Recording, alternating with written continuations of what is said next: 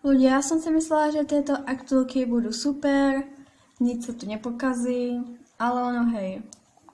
Pokazila sa tu jedna taká vecička, čo dokážu len staré dry. Skákanie. Vidíte, jak skáče? Týmto to podľa mňa sa tým pokazilo. Neviem, ale vážne mi to vadí.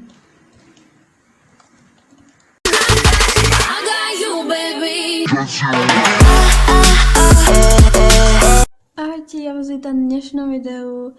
Dnes je streda, takže sú tu aktulky. Aby som nezabudla, včera bol pridaný nový kód, teraz máte šancu ho vidieť.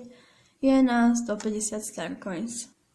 Takže sa vrátime k aktulkám, takže je pridaná vlastne otáčacia kamera.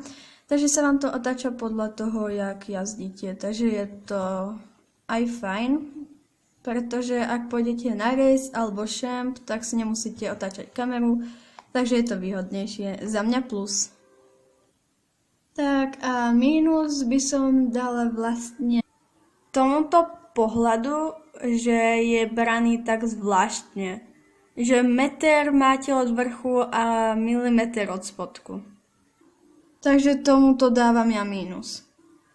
Takže ďalej, jak zíde postavička, tak sa nám takto priblíži pohľad. Takže postavička sa vie takto otáčať, to už určite všetci viete, dopredu a zase dozadu.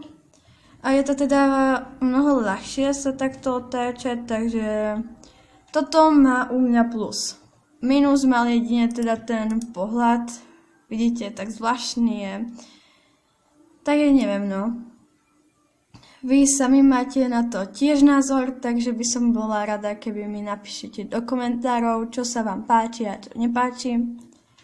Zanechajte like, môžete odber a zatiaľ ahoj.